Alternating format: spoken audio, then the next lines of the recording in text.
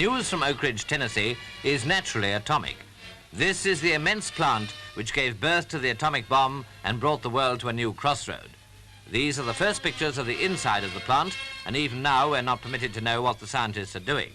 What is obvious is that the danger of radioactivity dominates the scene. It isn't only atom bombs that are made here, there are also atomic byproducts for scientific and medical use, and the utmost caution has to be taken. Once upon a time, men of science were preoccupied with the task of transmuting metals into gold. Now, we hope, the modern alchemists are proceeding with the job of using atomic knowledge for the benefit and not the destruction of mankind. While tests go on, research continues, and if the world has learnt any wisdom at all, the new source of power will be employed in the arts of peace and not war.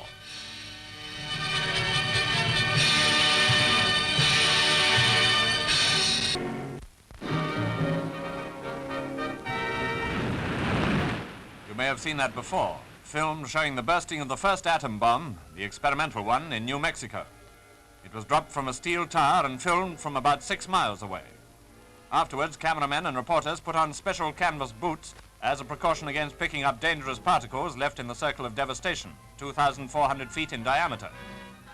Atomic action had formed a brittle crust on the desert.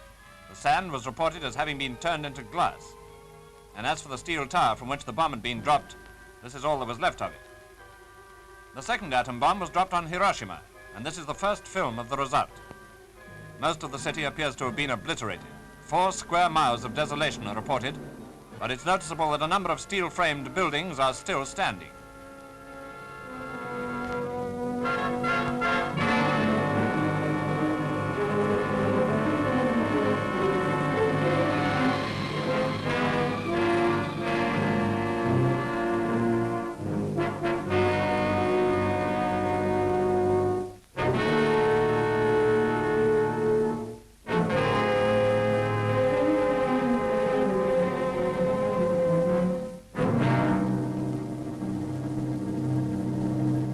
Nagasaki was the target for the third bomb, which was delivered 3 days after the attack on Hiroshima.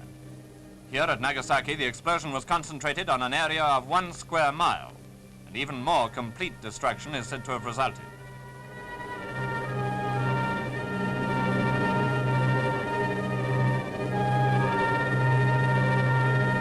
In Tokyo, the Japanese capital, the very widespread devastation was caused not by atom bombing, but by a number of heavy attacks by superfortresses. The majority of the damage was done by incendiaries, and something like 3/4 of the city is estimated to have been wiped out.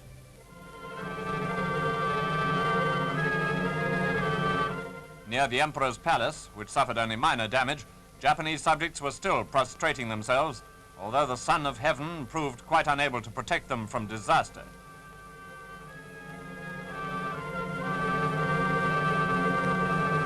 A few miles away stood one of the most notorious of prison camps, Ofuna. Here, many Allied prisoners were starved and ill-treated. Our picture shows a few of the fittest leaving for home. No doubt their former jailers hope that by bowing and groveling now, they will get away with their crimes. But if we or our allies allow the Japanese criminals to escape the punishment they so justly deserve, that itself will be a crime. Our men will have fought in vain, and war will inevitably return.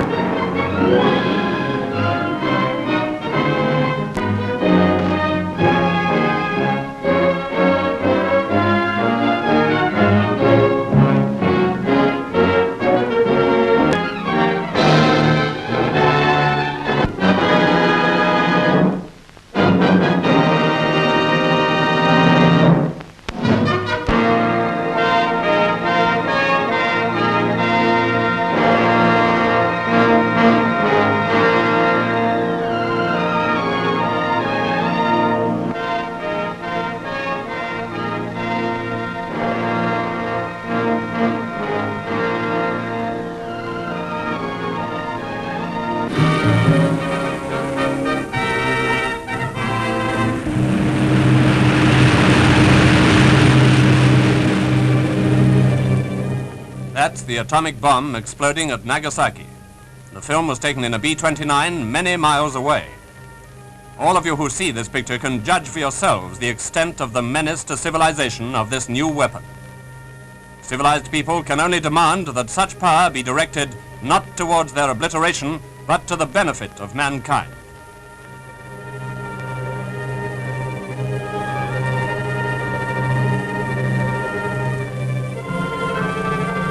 This is the Emperor of Japan having a look at the ruins of his capital before the decision to surrender was made. Devastation confronted him wherever he went. Tokyo was flat. These pictures are extracts from a Japanese film captured by the American Army.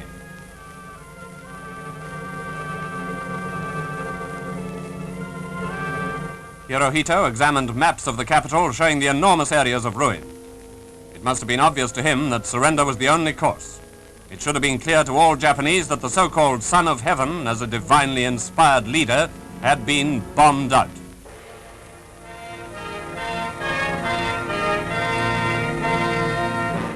In a Yokohama hospital, an American sergeant, John Archinal, is seen giving some of his good blood to save the life of Japan's former premier, General Tojo. Archinal must have been very anxious that Tojo should be tried as a war criminal. Tojo didn't use his samurai swords or his special harakiri knife. He preferred an American .32 automatic. But he bungled the job, so here he is getting a blood transfusion. He directed the attack on Pearl Harbor. He started the war in the East. He bears much of the responsibility for death marches and countless barbarities. His life having been saved, he will have quite a lot to answer for.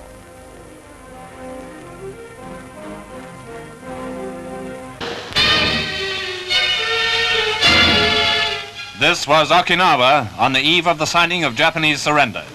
Hundreds of transport planes were ready to leave with airborne troops who were to begin the occupation by landing on Atsugi.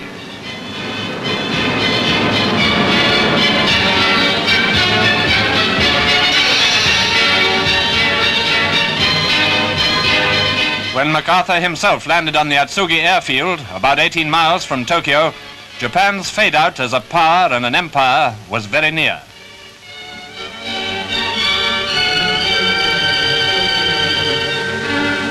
Yes, it was indeed a satisfactory moment for MacArthur and the men he led when Old Glory was hoisted here. As the American planes came roaring in, the Japanese went trudging out. For them, the bitterness of total defeat was only just beginning. MacArthur's staff gave sharp orders to Japanese officers, and every precaution was being taken against treachery. From Atsugi, the scene changes to the battleship Missouri. This great ship provided the stage for the end of the drama and the final curtain.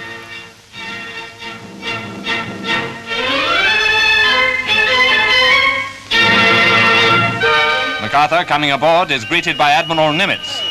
The pictures that follow show the highlights of the formal surrender ceremony, the whole of which lasted only about 20 minutes.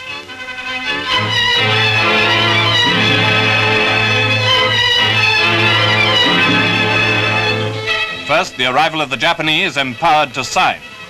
The one-legged Shigemitsu, Japan's foreign minister, togged up as he thought appropriately for the occasion, hobbled to the table.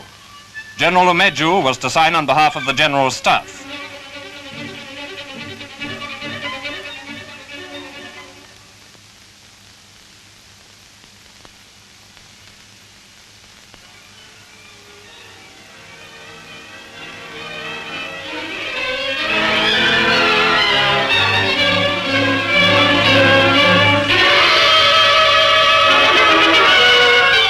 General Douglas MacArthur, showing little signs of what he must have been feeling, opened the proceedings. We are gathered here, representatives of the major warring powers, to conclude a solemn agreement whereby peace may be restored. It is my earnest hope, and indeed the hope of all mankind, that from this solemn occasion, a better world shall emerge out of the blood and carnage of the past. A world founded upon faith and understanding. A world dedicated to the dignity of man and the fulfillment of his most cherished wish for freedom tolerance, and justice. I now invite the representatives of the Emperor of Japan and the Japanese government and the Japanese Imperial General Headquarters to sign the instrument of surrender at the places indicated. Shigemitsu was the first to sign Japan's unconditional surrender. All of us who watch this historic picture would do well to remember that although these signatures have brought peace now, they do not guarantee it forever. The maintenance of peace will demand our utmost vigilance for long years to come.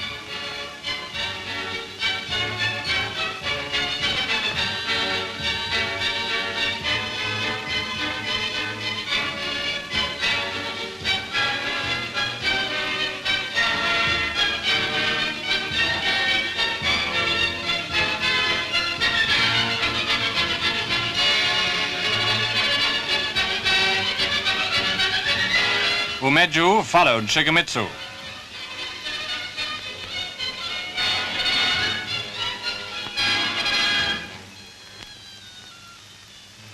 Will General Wainwright and General Percival step forward and accompany me while I sign?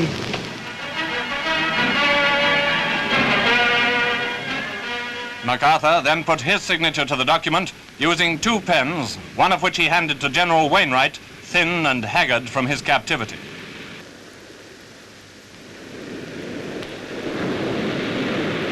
The other he presented to General Percival, a prisoner since Singapore.